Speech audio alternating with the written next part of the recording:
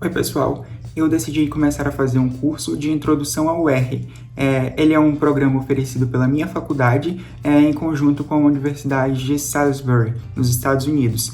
E para vocês entenderem, a minha formação anterior é totalmente voltada para a área do direito e não para essa parte mais matemática, computacional, etc.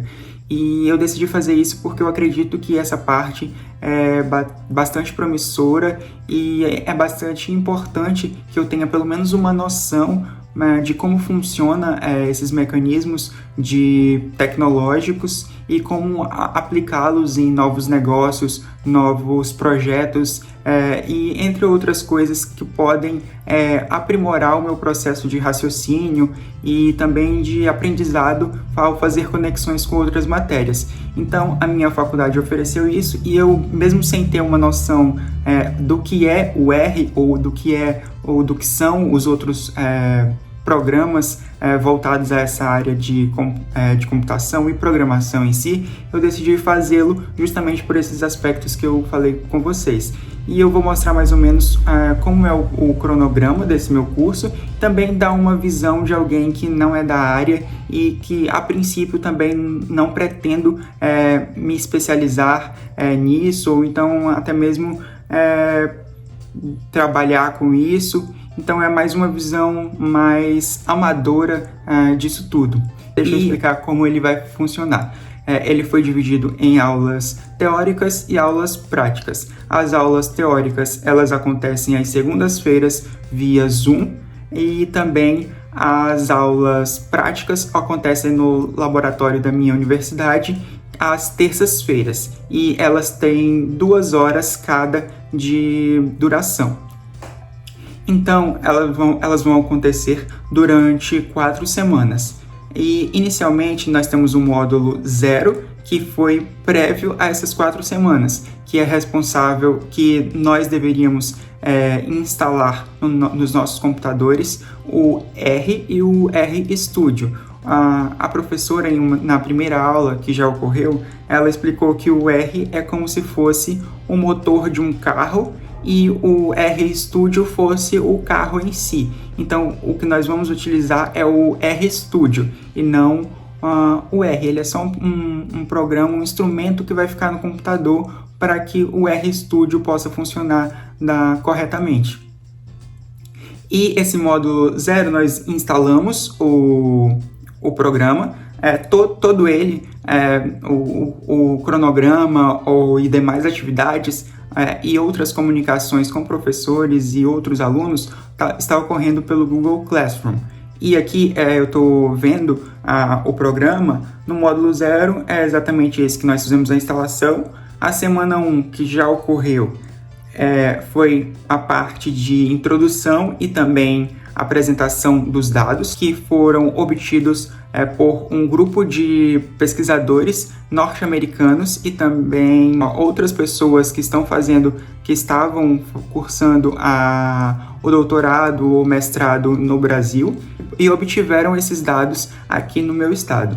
E é com base nesses dados que nós estamos fazendo essas pesquisas e esse aprendizado. Algo que eu esqueci de mencionar, mais ou menos o que é o R. Antes de começar o próprio curso, eu também não sabia o que era o R. Eu entrei assim de cabeça sem ter uma noção assim muito grande, mais porque eu queria realmente ter um aprendizado nessa área. Então, o R ele é uma linguagem de programação voltado principalmente à parte analítica, estatística e de dados. Então, é mais ou menos essa a perspectiva depois das aulas que 2 aulas teóricas aconteceram e também 2 aulas práticas. Então, é mais ou menos essa perspectiva que eu já tive com o curso. Na primeira semana foi, assim, um baque total, porque eu senti uma certa dificuldade de entender como funcionava essa linguagem. Daqui a pouco eu mostro aqui para vocês, para sair mais dessa parte teórica e tentar mostrar mais ou menos na prática o que eu entendi até o momento. Esse daqui é o módulo 1 que nós tivemos, foi voltado ao R Markdown e como gerar os arquivos em PDF para fazer as atividades que nos são propostas semanalmente. Na semana 2, que é a semana atual, nós tivemos estatística descritiva e inferencial. Nós já tivemos a aula teórica e ontem a aula prática. Essa aqui é a aula da semana 3, que será a próxima, e também aqui o 4 e também a última aula, que é o módulo de regressão linear. Hoje eu tenho que fazer o exercício que foi feito ontem no laboratório para entregá-lo. E aqui é a visão geral do R.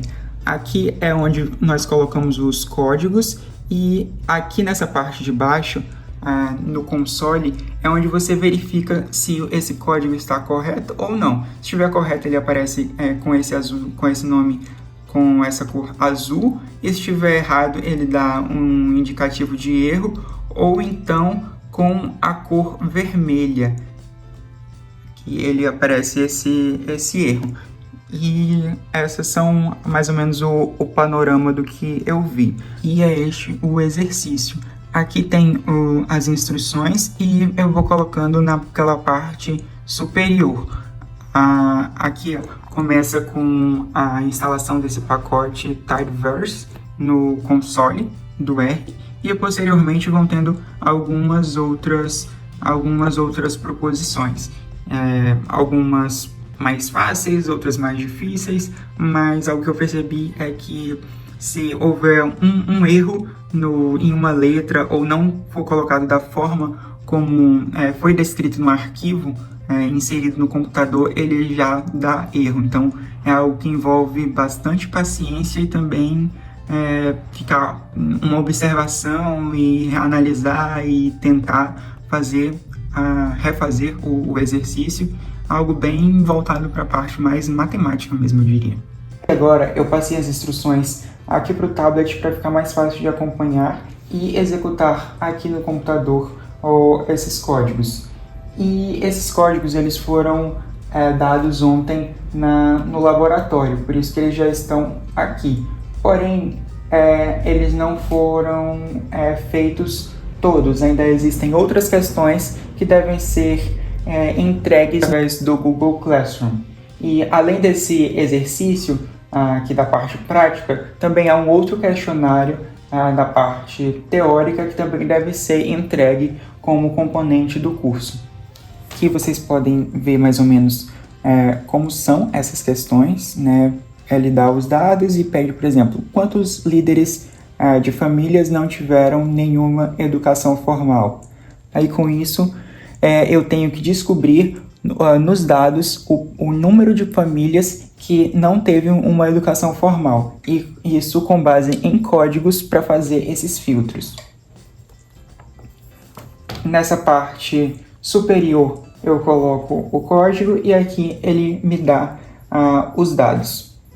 E agora que eu finalizei, eu tenho que gerar um arquivo em R Markdown que vai ser posteriormente gerado um PDF, e esse PDF é que eu vou conseguir enviar através do Google Classroom para que seja computada a minha atividade. E agora a última parte, que é colocar o enunciado da questão aqui no RStudio. Em cada espaço desse, eu jogo um enunciado da questão. Depois é só apertar aqui no Knite e gerar um Knite para o PDF, que é aqui que vai ser gerado um arquivo para anexar no Google Classroom. Faltam algumas questões teóricas, como essa daqui, e faltam mais outras 2 ou 3 além dessa, mas vão ficar para amanhã. E agora finalizar aqui o envio do trabalho, mas eu não consegui gerá-lo em PDF, e também não estão funcionando o HTML ou o formato Word. E não sei porquê, mas ele está apresentando esse erro a hora de gerá-lo, então eu vou enviá-lo da forma Markdown mesmo, porque não está sendo possível gerá-lo através do formato PDF em virtude desse erro. Seja necessário. Então, essas geometrias a gente chama de camadas, né, de layers, e você pode adicionar várias camadas. A combinação são derivados do erro, então a gente pode assumir também que o nosso B0B1 da amostra é uma boa estimativa do B0B1 da população também.